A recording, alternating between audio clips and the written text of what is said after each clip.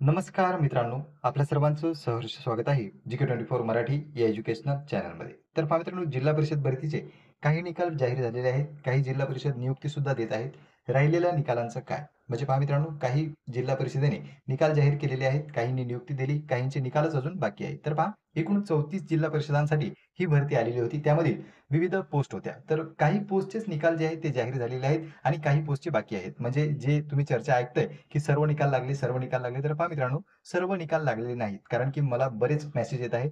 पालघर जिल्हा परिषदेचे, त्यानंतर पुणे जिल्हा परिषदेचे आणि त्यासोबतच नाशिक जिल्हा परिषदेचे, की आमचा निकाल दिसत नाहीये. तर पहा मित्रांनो, तो आणखी लागलेलाच नाही, तर तुम्हाला दिसणार कसा काय? म्हणून बऱ्याच पोस्टचे निकाल अजून सुद्धा बाकी आहेत. फक्त काही पदांचे निकाल लागलेले आहेत आणि त्यामधील जे निकाल लागले ते त्या वेबसाईटला शो होतात. म्हणजे तुमचा रिझल्ट जर तुम्हाला पाहायचा असेल, तर जिल्हा परिषदच्या ऑफिशियल वेबसाईटलाच तुम्हाला भेट द्यावी लागेल आणि तिथंच तुम्हाला तुमचा रिझल्ट पाहायला मिळणार आहे. आणि पहा, काही जणांची विनंती केलेली आहे, की जिल्हा परिषदेशी संपर्क साधा. तर पहा मित्रांनो, जिल्हा परिषदेशी तुम्हीही संपर्क साधू शकता. Googleवर तुम्हाला इझिली जिल्हा परिषदचा मोबाईल नंबर आणि त्यानंतर ईमेल आयडी मिळू शकतो. त्यावर तुम्ही त्यांना योग्य त्या भाषेत मेल करू शकता किंवा त्यांना कॉल करून सुद्धा विचारणा करू शकतात. त्या ठिकाणी कॉल पिकअप केला जात नाही, कारण की बरेच उमेदवार त्यांना कॉल करताय. तर पहा, निकाल जे आहेत ते IBPS कडून पब्लिश होत आहेत. IBPS नंतर ते जिल्हा परिषदेकडे जेव्हा येतात, तेव्हा त्याची पडताळणी होऊन जिल्हा परिषद आपल्या वेबसाईटवर प्रसिद्ध करत असते. त्यामुळे जसे-जसे निकाल येत आहेत, तशी-तशी जिल्हा परिषद जे आहे ते निकाल शो करत आहे. मग त्यामुळे ज्या जिल्हा परिषदेकडे जे निकाल आलेले आहेत त्यांनी ते पब्लिश केले. पण पहा मित्रांनो, नाशिक जिल्हा परिषदेने नियुक्ती सुद्धा दिलेली आहे. अर्थसांख्यिकी या पदाचा निकाल लागला होता आणि त्यानंतर त्यांना नियुक्ती सुद्धा मिळालेली आहे पंचायत समितीमध्ये. पण काही पोस्टचे जे आहेत ते अजून निकाल बाकी आहेत. त्यांचे निकाल तुम्हाला ऑफिशियल वेबसाईटवरच पाहायला मिळणार आहे आणि तुम्हाला या ठिकाणी पर्सनल जबाबदारी स्वीकारायची आहे. म्हणजे तुमचा रिझल्ट आहे, तुम्ही ज्या जिल्हा परिषदेत अर्ज केलेला आहे, त्यासाठी तुम्हाला स्वतः प्रयत्न करावा लागेल. आणि बऱ्याच उमेदवारांना भीती आहे आचारसंहितेची. तर पहा, आचारसंहितेमध्ये निकाल अवश्य लागतात.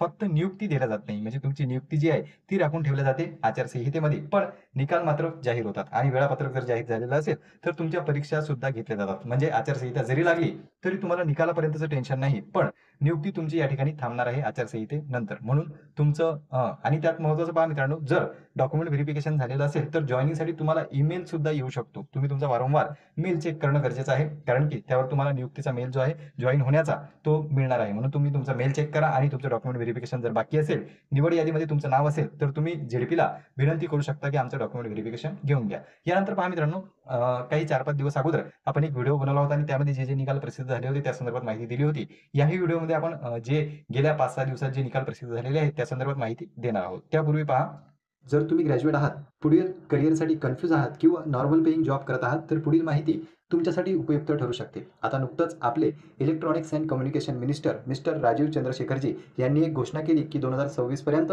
आयटी सेक्टरमध्ये मोर दॅन 1 करोडपेक्षा जास्त जॉब निर्माण होणार आहेत. तसेच त्यांनी हे एका विशेष इंटरव्ह्यूमध्ये सुद्धा सांगितले. याचा अर्थ असा, की येणाऱ्या काळात चांगल्या संधी निर्माण होतील. पण त्यासाठी आपल्याकडे स्किल असणं गरजेचं आहे. म्हणजे संधीचं सोनं आपल्याला करता येईल. तुम्हाला स्किल करण्यासाठी बेस्ट प्लॅटफॉर्म आहे नेक्स्ट वेव्ह इंटेन्सिव्ह 2.0. या प्लॅटफॉर्मच्या मदतीने तुम्ही स्वतःला स्किल आणि जॉब रेडी बनवू शकता. मग तुमचं बॅकग्राऊंड कोणतंही असो, तुम्ही IT, non IT, BCom, MBA, civil, mechanical इतर कोणत्याही क्षेत्रामधले असाल, तरी सुद्धा तुम्ही इथे स्वतःला अपस्किल करू शकता आणि करिअर ग्रोथमध्ये तुम्हाला इथून हेल्प मिळणार आहे. हा एक प्रूव्हन प्रोग्राम आहे, ज्यामध्ये QA engineer, full stack developer, software developer बनण्यासोबतच प्लेसमेंट असिस्टंट पण मिळणार आहे. याला पूर्ण करून तुम्ही स्वतःला अपस्किल आणि जॉब रेडी बनवू शकता. आणि विशेष म्हणजे या प्लॅटफॉर्मला बेस्ट टेक स्किलिंग प्लॅटफॉर्मचा पुरस्कार सुद्धा मिळालेला आहे. या प्लॅटफॉर्मच्या मदतीने तुम्ही तुमची पहिली आयटी जॉब मिळवू शकता आणि तेही 1500 पेक्षा जास्त आयटी कंपनीजमध्ये. आणि यासोबतच 16,000 पर्यंतची स्कॉलरशिप सुद्धा तुम्हाला इथे उपलब्ध आहे. 1500 पेक्षा जास्त कंपनी जसे Google, TCS, Accentureने इंटेन्सिव्ह 2.0 मधून हजारो कॅन्डिडेट्सची निवड केलेली आहे. म्हणजे त्यांना हायर केलेलं आहे. या प्रोग्राममध्ये तुम्हाला IITians, x Amazon, x Microsoft यामधील टॉप ट्रेनर्स सुद्धा उपलब्ध आहेत आणि top real project plus design त्यासोबतच डेडिकेटेड प्लेसमेंट सुद्धा उपलब्ध आहेत. याच्या बाबतीत तुम्हाला आणखी माहिती फ्री लाईव्ह डेमोमध्ये, जिथे तुम्ही एक्सपर्टकडून तुमच्या करिअरशी रिलेटेड असणारे डाउट्स सॉल्व्ह करू शकता आणि क्लिअर करू शकता. तर आताच फ्री लाईव्ह डेमो ग्रॅब करा. तुम्हाला याची लिंक डिस्क्रिप्शन बॉक्समध्ये मिळून जाईल. तर मग वाट कशाची? डिस्क्रिप्शन बॉक्समध्ये लिंक दिलेली आहे, त्या लिंकवर जा आणि आपली पहिली आयटी जॉबच्या दिशेने आपलं पहिलं पाऊल ठेवा. तर पहा मित्रांनो, या ठिकाणी फार्मसी ऑफिसरचे बरेच निकाल गेल्या काही दिवसात प्रसिद्ध झालेले आहे. आणि ते संपूर्ण निकाल जे आहेत ते IBPS मेथडने या ठिकाणी प्रसिद्ध करण्यात आलेले आहे. तुम्ही पाहू शकता जिल्हा परिषद आहे यवतमाळ आणि फार्मसी ऑफिसर म्हणजेच औषध निर्माण अधिकारी या पदाचा निकाल यवतमाळचा लागलेला आहे. हे संपूर्ण PDF जे आहेत ते आपण आपल्या टेलिग्राम ग्रुपला अपलोड केलेले आहेत, ज्याची लिंक तुम्हाला डिस्क्रिप्शन बॉक्समध्ये मिळून जाईल. त्यानंतर पहा पुढचा रिझल्ट आहे फार्मसी ऑफिसर जिल्हा परिषद आहे सांगली. सांगली येथील फार्मसी ऑफिसरचा सुद्धा निकाल लागलेला आहे. त्यानंतर पहा मित्रांनो जिल्हा परिषद आहे बीड. बीडमधील एक्सटेन्शन ऑफिसर ॲग्रिकल्चर या पदाचा सुद्धा निकाल लागलेला आहे. त्यानंतर पहा पुढील जिल्हा परिषद आहे हिंगोली. हिंगोलीमधील फार्मसी ऑफिसर या पदाचा निकाल लागलेला आहे. त्यानंतर जिल्हा परिषद आहे गडचिरोली. गडचिरोलीमधील सुद्धा फार्मसी ऑफिसर या पदाचा निकाल लागलेला आहे. त्यानंतरची पहा वर्धा जिल्हा परिषद यामधील फार्मसी ऑफिसर या पदाचा लागलेला आहे. त्यानंतर उस्मानाबाद जिल्हा परिषद या ठिकाणी फार्मसी ऑफिसरचा लागलेला आहे. त्यानंतर पहा जिल्हा परिषद धुळे या ठिकाणचा फार्मसी ऑफिसरचा लागलेला आहे. त्यानंतर पहा जिल्हा परिषद नांदेड या ठिकाणचा सुद्धा फार्मसी ऑफिसरचा लागलेला आहे.